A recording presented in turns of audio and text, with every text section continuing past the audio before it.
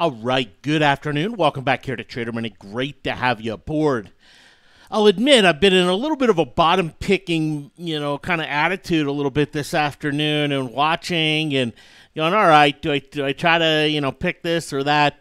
And I haven't pulled the trigger. When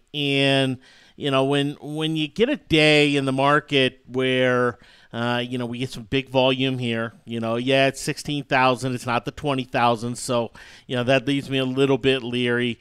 But it's a holiday week, essentially. So, that things are going to happen on just a little bit lighter volume.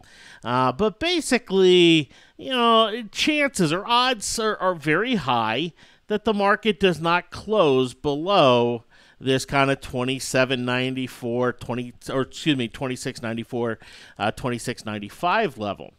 Now, with that said, it doesn't necessarily mean it rallies, right? And we have really just kind of seen this progression, lower and down. And if you look at, stocks like Apple today, right, and what they've done, we haven't seen Apple really have any kind of material bounce, right? A lot of these tech names, which are the driver here today, like a Facebook, they're not having much of a bounce. Amazon had a little bit of one here, about $20 worth. But, even that, Micron, it has just been all sell all day. And so, to really trust a bounce or to really trust much of one here, today, even with that little bit of volume, I just haven't. I just absolutely haven't. Today has been one of those days where, we can see some of those things that have held up pretty well. And a few of them have continued to hold up pretty well, like Halliburton.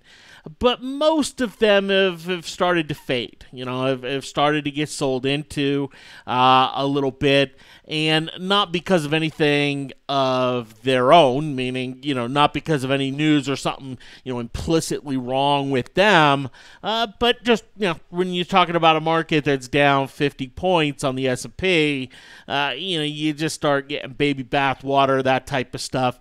And then if you look at what the NASDAQ is down today, it makes the S&P the S&P move look pretty mild. Here we can see the S&P down about 2% here today.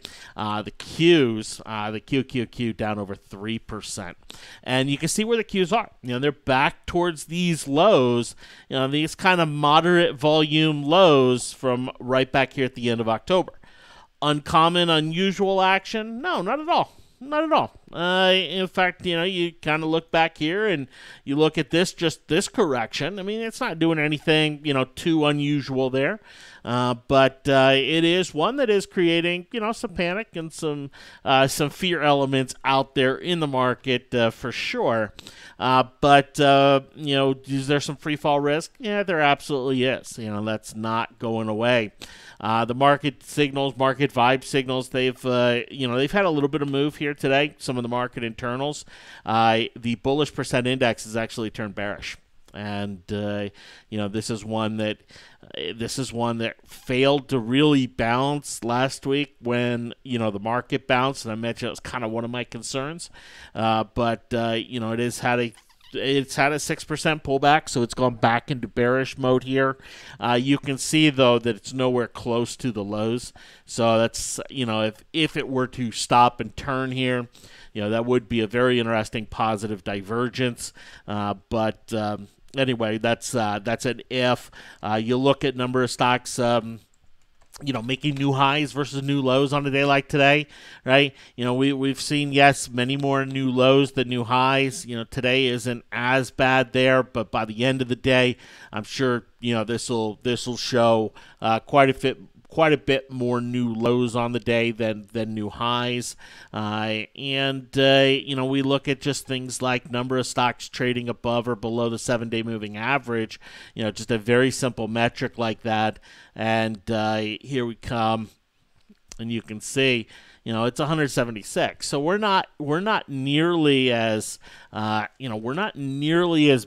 on the internals that they were when the market was at these lows here at the end of October, right? It's not anywhere close to it. But in some cases, it'd be one more day's worth of selling to get there. right? It wouldn't take all that much, for that to happen. We see some VIX popping here today. The VIX is up 15%. You can see the VIX has stayed in Friday's range all day today, which I find to be quite interesting. I mentioned this morning I'm looking for an entry point on the VXX on the put side. I haven't had one. I haven't had anything that I go, oh, okay, here we go. In fact, the hourly, as we talked about this morning, pushed about the 7-hour and basically said, okay, puts no. I did look at some call prices, decided not to pull the trigger. But in all, it is, it's a 50-point down day in the middle of a market correction that's still trying to find, levels that matter. And, we saw some of the trade war hope, that was splashed on by President Trump last week, get kind of kicked over by the vice president over the weekend. And then, here today we saw some Fed commentary that wasn't in line with what the Fed president or Fed chair said last week. It was commentary that, the economy is great, grand, and wonderful, and it's producing lots of jobs. It was very rosy in terms of the commentary. And the market's sitting here going, what are you smoking? Come on. And so the market kind of lost both of those catalysts here today. Permanently? No. I mean, it's one of those things where, even in the next 30 minutes, we could see, okay, the drum beat the other way for it. And some of that volatility is going to remain, is going to continue here. We'll continue to be fairly strong. I would love to buy some VXX puts. I still just think, I got to be a little more conservative with it. I'd like to make sure that I'm not going to be regretting getting them here because I want to buy them at 39. So that's some of my concern there with those. In all, for the challenge, this morning I pulled Pepsi off. We talked about that earlier, and, Pepsi dipped, and then there was a report out of all this call buying going on in Pepsi, and, then it rallied, and, it's kind of dipped back a little bit here. But I'm moving on from Pepsi. I'm not interested in getting into it here. It is something I played the move here. Yeah, could it still go up? Could it still go higher? Sure. But I'm not a huge fan of the risk reward, but, still probably goes to 120. And then I did go get into some FedEx calls here this morning when FedEx was up about $1.50. This is an interesting one, here for me, and an interesting decision. And it's one of the reasons personally, I make trades all times a day. I don't care. Because I don't have hard decisions, by the end of the day to come down to. It seems like, when it comes to challenge trades, I feel like I have to justify them a little bit more, which I know isn't the case, but, I always feel that. That probably will never go away. But, for me, if I'm looking at FedEx as a personal trade, it's just an absolute no-brainer. I'm holding it into the close. It's outperformed the market today. It's held up really well. It's fallen on some light volume as the market has gone to new lows. My position has gone from 900 in value down to 600 in value. So I've lost about 300 there on it. So I've essentially lost my Pepsi gain. I sit and I look and I go, okay, of anything that I'd be wanting to bottom pick, where would that be? Will it be on a stock that's holding up pretty well today? We talked about some of the November seasonality when it comes to FedEx, and I really just wouldn't be surprised if today is the last day of selling this week, and we don't see some accelerated buying as the week progresses, and probably buying on fairly light volume. And, where can I take advantage of that? Well, with FedEx. But when I come in chart-wise, I start to look at this hourly. It's come down to this area that I mentioned this morning that I'm going to be a little bit nervous about, this 225, 226 level. And, it's one of those where in this market, I don't know that levels mean all that much, okay, except for to say, look, a certain level gets broken, free fall risk increases. We saw that with Micron this morning. It broke a couple levels and the free fall just came. It just free falling, gap down. It broke below 38.5, and then it was, Tom Petty, rest in peace. But Tom Petty singing free falling, and it really has not been able to find much of a buy, throughout the course of the day. And so, I don't want to be in a position that, kind of goes into this free-falling Tom Petty mode. At the same time, I want to be in a position that, has some nice upside and whatnot. And so I'm most likely going to hold my FedEx going into the close here today. It's something where, because of how I'm starting out positioning, I'm not going to make or break the challenge with it, but, I still think it has a really nice potential to get the challenge off to a really nice start, and I still think the price targets that we talked about are still in play here overall. I did consider adding another contract, and I still may do that before the close, but only if it rallies into the close. And basically, I can then use today's low as a stopping point. That's the only way I would add exposure to it into the close. So I'd want to see it rally back, maybe $1, $2, here into the close, and then at that point, I'd be willing to look at that. So anyway, that's FedEx. Going through some of the other stocks on my watch list and where they're sitting. I've been wanting to get into some Nike. Just kind of taken out to the woodshed here today. Just absolutely taken out of the woodshed. Came up to the upper band. It's now kind of coming back to this lower band. Now, does it get into a little bit of a higher low? Do we see some positive divergence? So far we haven't. So nothing really there, for me. Michelle shot me over some comments asking about Apple. Is it time to buy Apple? When's it time to buy Apple? Apple's pulled back. What do you think of it around the 200-day moving average? And I know Apple's a very popular stock. But we looked at Apple on earnings. We talked about Apple when it had earnings. This stock is not fundamentally cheap. It hasn't been fundamentally cheap for a little while, since, last year. And it's had a monster move this year. Its fundamentals, fund managers cannot buy it or justify holding it based on valuation. They just can't. It went into growth stock mode. This move right here went into growth stock mode. So you have a company that you can't justify as cheap based on valuations. So fund managers aren't going to be looking to buy it up just because it hits certain levels. And then you have a company that started to trade as a growth stock coming and punching holes into their own growth thesis. We've seen the analysts do it. We've seen Apple do it. And then Apple did it once again here today. So sure, this level's interesting. Grant you, 200-day moving average, absolutely interesting. Yep, if there's some action worth buying around here, I'd love to be a part of it. But for me to say and look at Apple and say, you know what, the 200-day moving average is going to hold because, fundamentally, this is a pretty good value stock. Can't say it. Can't look at it that way. I can't assess it that way. I can't feel comfortable buying it that way. Could it go to 150? Yes. That risk is on the table for Apple, and I would suggest that if the market melts, the risk could be even lower for Apple. And I don't want to be an alarmist, but the risk could be even lower. The market would have to move sizably lower for that to happen, but that is the risk. But we're also talking about a stock that's pulled back $50, right? Normal situation, you get a nice bounce. All right, let's go play that bounce. Where do we jump in on that bounce? Does the daily chart give us anything? No, doesn't give us anything, right? But there's some interesting action in the hourly chart. Now let's go take a look at that. And I'm going to come in here on the hourly chart. I'm going to add the MACD because we talked about divergences and how we start to see divergences set up in this market.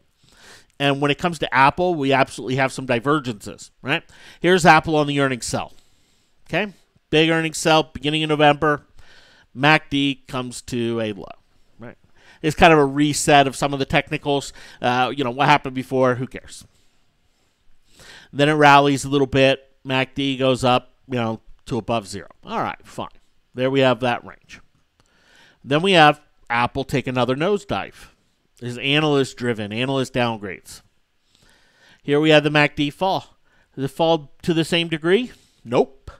There's a little bit of positive divergence. So Apple hits a new low, the MACD does not. Now, it's coming off of earnings, so, is that all that meaningful? Probably not. And then we get a bounce, and the MACD is a lower high. Well, that's what we would expect. The stock's a lower high, so the MACD is just moving with the stock. But notice what the MACD is doing right here. The stock's at a new low, and the MACD is nowhere close to a new low. Not even anywhere close. If we start to see the MACD turn up, we have some really nice positive divergence. And probably, the justification for a bounce back to 195, 197, somewhere in that area. If it turns around this level, right? If it falls another $8 tomorrow, we're not going to have that. So this is one where, I have no interest in being a buyer right here. But tomorrow morning we wake up and we see it trading above the 7-hour moving average. We see this MACD starting to push on up. And I'd be a buyer using today's level as a stopping point and looking to play the gap fill right here. It wouldn't take a whole lot for that to happen. So we'd have some positive divergence, pretty much there, kind of built into the hourly chart. But that's about as bullish as I can get on Apple right here. It's about as bullish as I can, scenario that I can set up. This is not going to be a scenario where Apple comes out tomorrow and says, hey, everything's great, grand, and rosy. But you do have to keep in mind that you have big fund managers who have been buying pieces of Apple who could come out and make comments that could drive the stock. You have Apple with a buyback program that could drive the stock, right? There are a lot of different things that could possibly do it. But overall, it's not something that I look at and I say, hey, this is just a prime buying opportunity. This is, mortgage the house and let's go. I don't look at Apple that way. Ultimately, I will be trading Apple several times this challenge. But I haven't had an opportunity where I look at it and go, okay, I really like this one. For me, there's not been any divergence that's been buyable yet, and we're still on lower lows and lower highs, here with it. That hasn't switched. And so, that's my 2 cents, my thought on Apple. If you take a look at some of the other kind of big tech giants like an Amazon, there just hasn't been much of a positive divergence associated to it. There hasn't been negative divergence. It's just been MACD's been moving with the stock. You look at Google, similar, where, the MACD is just kind of moving with the stock. And in most of these, big tech giants, that's what we are seeing. Facebook, wow, just getting throttled today. No positive divergence here. No negative, no positive, so nothing really there. But oversold, it's oversold, but still not on that minus 300 level on the hourly chart, which is pretty incredible to not see the CCI under minus 300. In fact, on the daily chart, we don't even see the CCI below minus 300. So, it's just one where it's just investors are having to just turn around and sell and just say, you know what? Fundamentals, be darned, and I've got to pop out here because it's it's now a big loss on the year. I mean, and you're going to see that from investors, some loss selling, where they're going to have to come in and take some of their losses so they can write them off, and so they can clear them off their books for the end of the year report. And, that's something we haven't seen investors have to do a whole lot of en masse, during this time of year of late. But it is something that definitely will come into play, here this year. So, while some of these, yeah, I can see the temptation to want a bottom pick or something like that. Micron's my biggest bottom pick temptation, but it's not one where I look at and go, wow, there's great impetus, there's great reasoning, here behind them, other than to argue oversold. And you can argue oversold the whole way down on a on a hefty pullback. All right. So anyway, those are just a couple thoughts here on the market and what is going on. Most likely, I will hold my FedEx into the close. That's the most likely scenario. But I gave you the scenario for which I would add to it. But we'll see kind of how things shape up. And if that comes, I'll have that decision here to make. Halliburton, I've been watching, and okay, do I get into some Hall? And it's outperformed the market very nicely. If you look at oil, it's kind of, oil made its nice little comeback here. Man, I could really justify getting into Halliburton. I'm not in love with the option values, but they're not horrid. They're not absolutely awful, but they're also not, fantastic. I basically need a dollar, about a $1.80 rally to double my money on these 32.5s.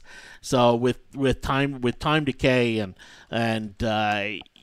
implied volatility loss, I essentially need a $2 rally in Halliburton to double my money. From 33 to 35, that's what I need to double my money. Ugh. And you know what? If I'm wrong and it goes flat, the implied volatility comes out of those options, a little time decay comes out of those options, and I can absolutely get hammered for flat. So I need too big of a move to pay off, to the upside, in a big way. And flat is a huge risk of loss on the option. And then there's going against me, which is also, always there. So it's one that I've just decided I'm gonna stay away from, at least for now, and kind of wait out some other entries and where they sit and go from there. I do think a gap up tomorrow would be a very, very interesting proposition in this market as far as risk reward, because some of today's lows can be used as stopping points. And let's face it, it is not uncommon to see a candle like this after some selling and then get a gap up and a big move higher. Take a look at Nike right here. Take a look at Nike right here. Right? You can go back into most stocks charts and to see this over the last few years, where it is just not uncommon to see a big day down and then a gap up and run. And I'm not saying that's going to happen, because we could easily gap down and not get that, or we can look at other big candles and say, oh, well, it didn't gap up. Okay, it didn't really go up. But when we get this type of candle, then we get a gap up. That can oftentimes be a really kind of really nice buy opportunity for many things. So I think what I'm going to do is I'm going to kind of go into the close as I am, and if we get that scenario tomorrow morning, use that and and go after and look to take advantage of that with some of these stocks that have been hit very, very hard here today. Thanks for hopping on. Have yourselves a great one, and we'll talk to you later. Take care.